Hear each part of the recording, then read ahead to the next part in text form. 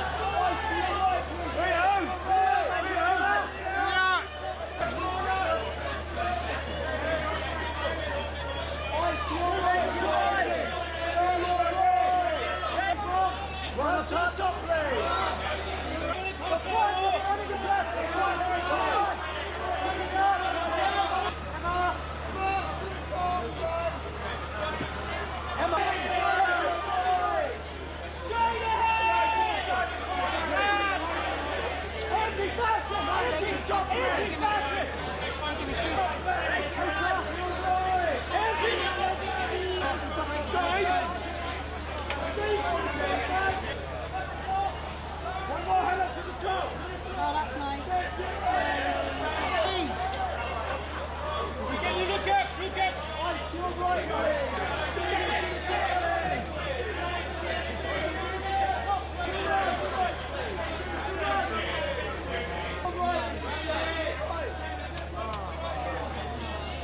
Hands up shoulders. Hands up shoulders. This way. Kristen, David, Bradley, this way, please.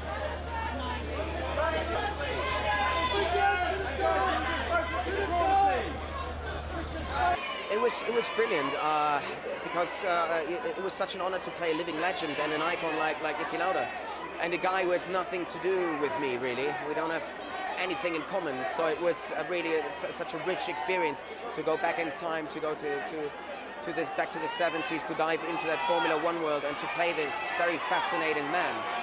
I believe he's here this evening. Yes, it's a nice surprise that he supports us, and so proud of our film, and that of course makes us proud. First of all, I was surprised that my life ended up in Rush, but I have to say the reaction all around the world is very positive. People seem to like it, but therefore I'm happy with the people who made the movie, because I was not really part of the movie, I was only part with the history of the movie. But it's a very good movie, I think. I'm nominated for the EU Rising Star Awards, and yeah. How do you feel about that? Excited. I mean, this is mad here. It's crazy. It's huge. So it's it's really exciting to be part of it. I am nominated for Best Supporting Actress as well as the EU Rising Star. Yes, of course. It was exciting to receive one nomination and then to learn that I had received two. That was amazing. I mean, I feel very blessed to be one in the number. It's just so fantastic when audiences embrace the film the way that they have embraced Gravity, understanding the thematics of the film, but really connecting with the theme of adversity. That is, it's something that we go through every single day. Sometimes we go through, unfortunately, through big periods of those adversities. But the way that audiences connected to the film in that level it's been amazing. Well, this film is it's a very nice reception. This film was particularly meaningful for me because it was a 7-year process to get it made. I mean, studios don't normally finance movies like this, so it took a lot of work on a lot of people's part to put this up on screen. I've always wanted to do films that are a little bit outside of the studio system, and there's been 2 films in my life that I've been incredibly passionate about, and this is one of them.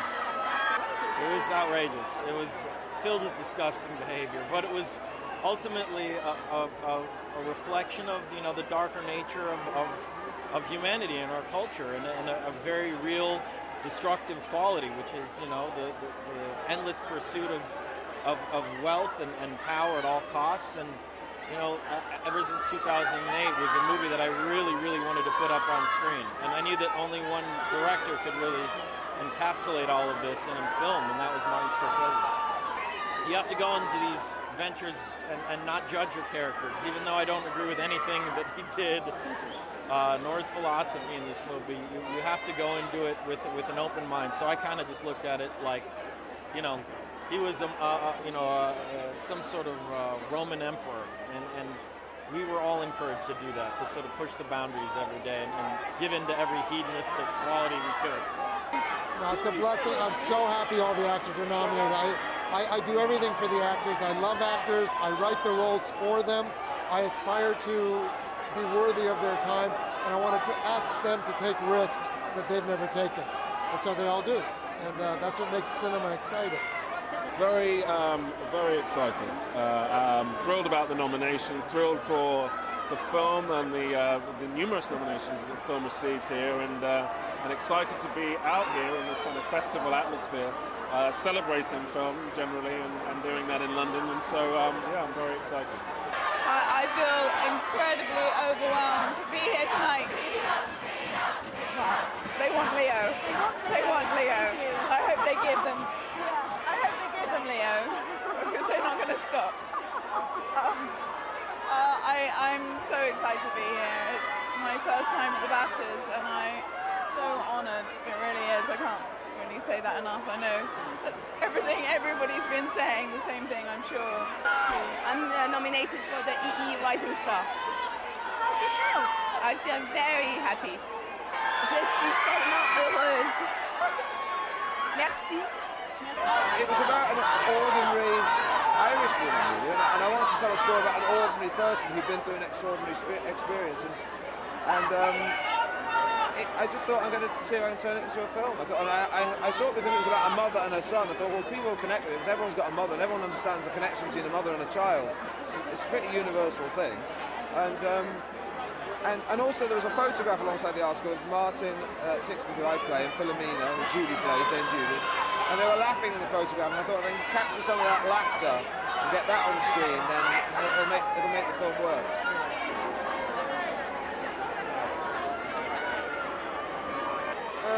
Well, I wanted to play that character. When I read the script, I was hoping that, Steve would offer it to me, just because I thought it was such an important piece and a beautiful story, and I wanted to be a part of it and do it justice. So it was always just ever the responsibility of, telling Solomon's story and serving myself up to it.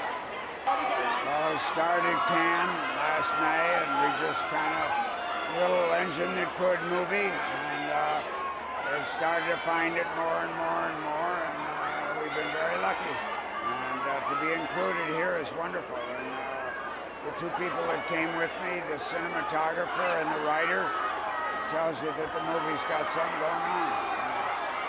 Oh man, I was so excited to be alongside of, so many great people. Michael Fassbender's right there. I just am excited that we're all here representing the movie. I don't know. I mean, David knows what he's doing. Yeah, 2 years in a row, he really is. I'm so glad because that he gets recognized for his work, because he's an incredible filmmaker.